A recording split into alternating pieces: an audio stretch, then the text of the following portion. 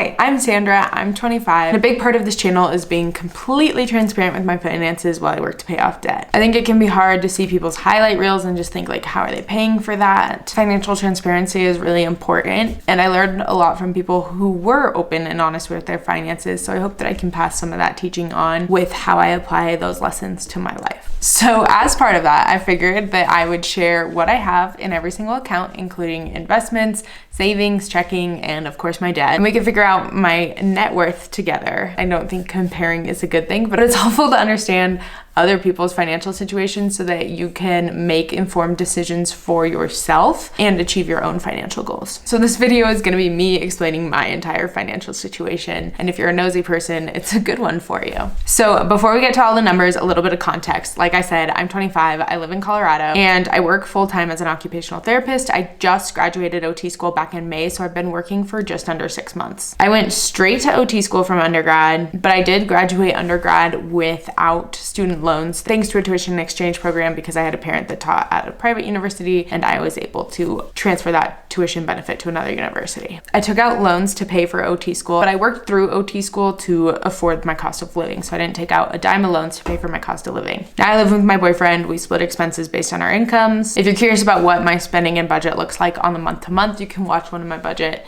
breakdown videos where I do share my monthly budget and expenses. So that's kind of my situation. Let's jump into all of the money. Starting, of course, with the whopper and the reason for sharing all of this, and that is my debt. Like I mentioned, I took out debt to pay for school. My student loans are all federal student loans. I started with about $126,000 in debt, and that number is currently sitting at $118,222.59. I started paying off my debt about 2 months after school ended. Yes, I did know exactly how much debt I was gonna be in, and before I even went to school, I had a plan to pay off that debt, including paying it off aggressively, which is what I'm doing right now. So I should have it paid off by 2029. And that's all the debt I have. So now let's talk about the money that I have. Starting with a few pre-tax benefits that I take advantage of through my job because I am employed full-time. I'm able to save and invest through work. So the first one is my 401k. I started full-time at the beginning of August, so I've been full-time for 3.5 months, and I have $873 invested in my 401k. I invest up to the match, but that money has not been matched yet. And then I have an HSA that I have $605 saved into. Some of that is a contribution from my work, and I had a little bit more than that, but I had to buy contacts, so I would use that money that's all pre-tax. Next, let's talk about my after-tax investments. The only investing I do post-tax right now is into my Roth IRA because, like I said, my priority is to pay off my debt aggressively. This year, I wanted to focus on getting my feet financially under me and kind of getting established. So I have not been maxing out my Roth, but I will do that next year. As of right now, I only have $387.64 invested into my Roth IRA.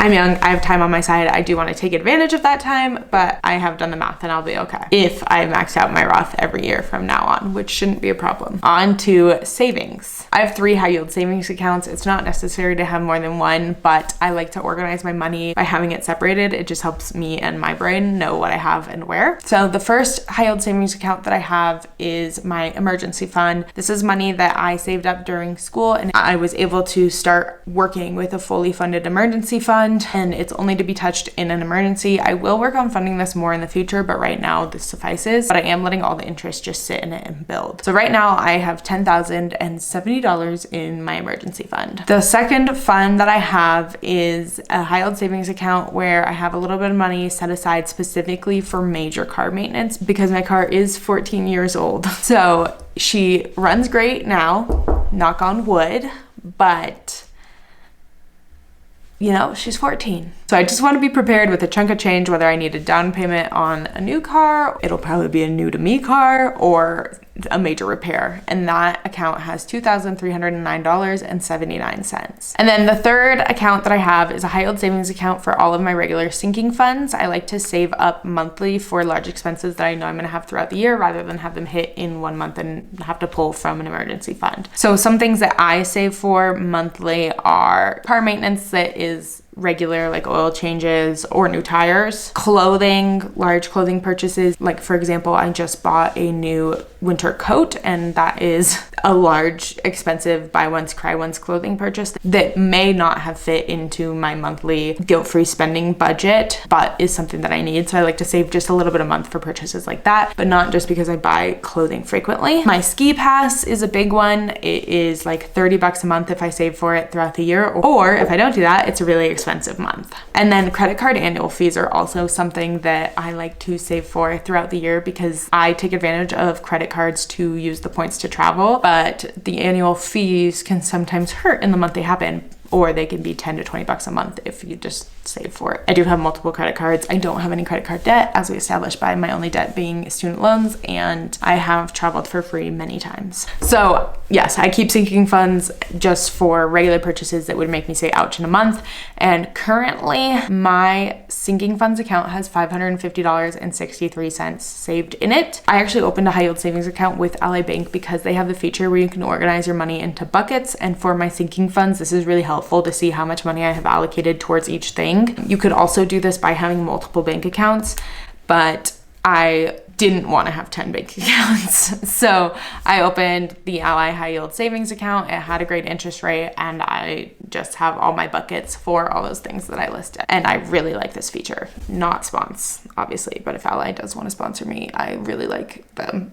And then I do have one more savings account with my home bank, and it's a money market account. So it doesn't have as high an interest rate as the high yield savings accounts that I take advantage of, but I like to keep a slush fund in there in my home bank account. If I needed a larger chunk of money quickly, it's there, whereas the other banks take 1 to 2 business days to transfer money in and out. So I like to just keep a chunk of change in that account.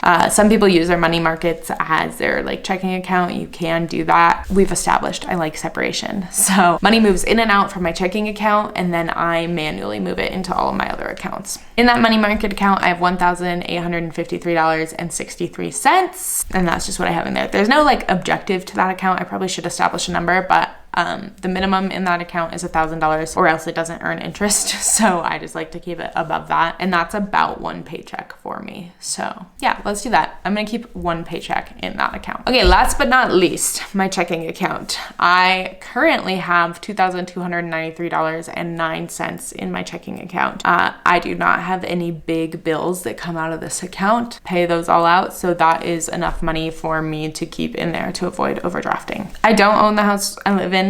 Jake does. So my net worth is basically the sum of all of my money and my car, but I don't really count that as an asset. It is a tool. It's worth like $4,000 maybe on a good day if she's all shined up. So yeah, my net worth is the total of all of this money, which means that I am worth negative $99,279.22. I feel like I should celebrate that my net worth is in the negative 5 figures instead of negative 6 figures, since I started out in the negative 6 figures, and I know that I have that student loan debt dragging me down a little bit. My goal is to have a positive 6-figure net worth by the time I turn 30, which fortunately I am aggressively paying down my debt, which is the big thing holding back my net worth. So I'll be able to achieve this by paying off my debt aggressively and also investing aggressively over the next 4.5 years. So tag along to watch that happen,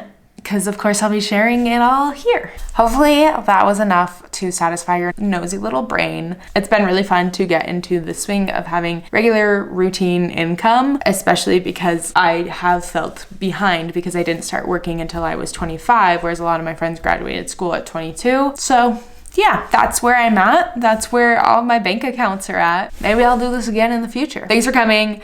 Subscribe and like this video because it really supports my channel, and it's a blast to have you here. And if you have any questions, comment down below.